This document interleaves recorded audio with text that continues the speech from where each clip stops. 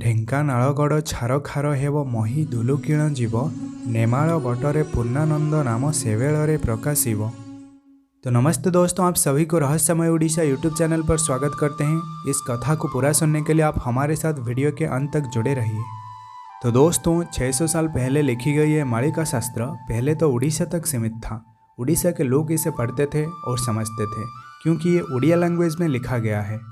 लेकिन अब समय कुछ ऐसा हो गया, मालिका धीरे धीरे करके पूरे भारत में फैल रहा है।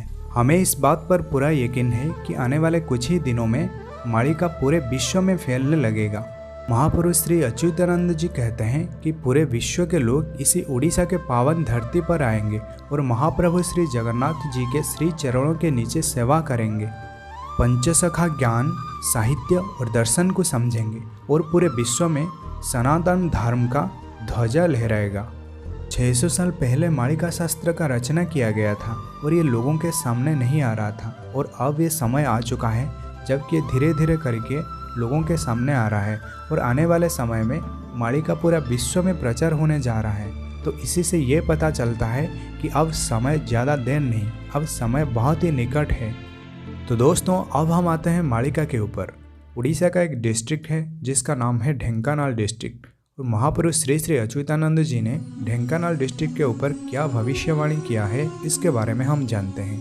महापुरुष कहते हैं, ढेंकानाळगଡ଼ छारखार हेबो मही दुलुकिण जीव, नेमाळ बटरे पूर्णानंद नाम सेवेଳରେ प्रकाशिव।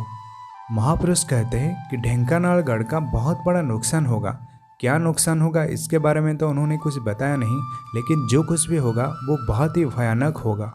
कुछ मालिका शास्त्र से ये भी प्रमाण मिलता है कि ढेंकानाळगढ़ में एक ढांकुणी है। ढांकुणी मतलब एक कवर है, और जिस दिन वो कवर खोलेगा उसी दिन रक्त का नदी प्रवाहित होगा।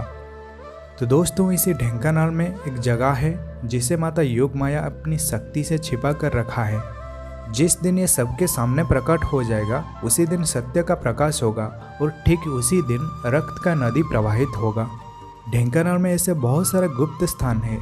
एक है कपिलास में, जहां भगवान श्री देवाधिदेव महादेव निवास करते हैं। दूसरा है सप्तसज्जा में, और तीसरा है जुरुंदा गादी में, जहां पर महिमा स्वामी का शून्य मंदिर है और जहां पर हजारों संख्या में सन्यासी निवास करते हैं। जिस समय ढेंकानाळगढ़ में सत्य का प्रकाश होगा, ठीक उसी समय नेमाळ बट में पूर्णानंद का नाम विख्यात होगा।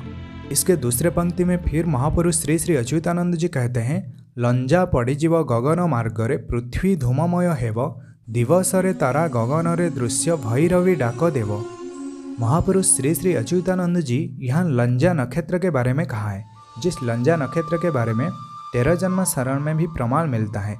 5, 3, 13 एकत्र हुईले लंजा नक्षत्र पड़िब, सेदिन देशरू कली छाड़ीजीव, धर्म उदय होइब। 5, 3 और 13 जिस दिन एक साथ मिल जाएंगे, ठीक उसी दिन लंजा नक्षत्र गिरेगा और ठीक उसी दिन कली इसी धरती को छोड़कर चला जाएगा और धर्म का उदय होगा। महापुरुष ने यहाँ 5, 3 और 13 ये 3 अंक के बारे में कहा है, और ये किसके ओर इंडिकेट कर रहा है हमें इसके बारे में कोई जानकारी नहीं। हमें बस धैर्य के साथ समय का प्रतीक्षा करना है। जिस दिन ये घटना होने वाला है ये जरूर होगा। इसी लंजा नक्षत्र के बारे में संत भीमभोई के शिष्य आर्तदास ने भी कुछ कहा है। आकाशु लंजा पड़िबो, लवण जले बुड़िबो, लह लह जिभा करीण कालिका, बाछिण मुंड मुड़िबो, मो भज अलेख बाई। उन्होंने भी यही बात कहा है कि आसमान से एक लंजा नक्षत्र पृथ्वी के साथ टकराएगा और वो लवण के जल में यानी समंदर की जल में गिरेगा। महापुरुष कहते हैं कि जिस समय घटना होगा उसी के आसपास डे टाइम में आसमान में तारा दिखने लगेंगे और माता भैरवी की गर्जन से धरती कांपने लगेगी।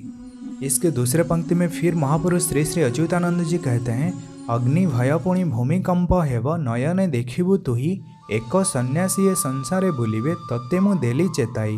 महापुरुष कहते हैं कि बस इतना नहीं, और भी बहुत कुछ संकट जो कि पृथ्वी के ऊपर आकर गिरने वाला है, जैसे कि अग्नि का घोर तांडव पृथ्वी के चारों ओर देखने को मिलेगी। भूकंप के कारण पृथ्वी थरने लगेगी, और ये समस्त घटना महापुरुष श्री अच्युतानंद जी कहते हैं कि हे राम, तुम इसे अपनी आंखों से देखोगे। महापुरुष ये भी कहते हैं कि सिर्फ सन्यासी लोगों को ही इन सभी चीज़ों से छुटकारा मिलेगी, नहीं तो बाकी सभी लोग इसके लपेट में आ जाएंगे। तो दोस्तों, भगवान का दिव्य और पवित्र नाम का उच्चारण करके आज का इस वीडियो को यहीं पर समाप्त करते हैं। राम हरे कृष्ण हरे राम हरे कृष्ण हरे राम हरे कृष्ण हरे अनंत माधव हरे। अगर आपके मन में कोई भी डाउट है तो आप हमें कमेंट सेक्शन में अवश्य पूछिए। तो दोस्तों, आप सभी लोगों को जय जगन्नाथ, जय पंचसखा, जय उड़ीसा, जय भारत।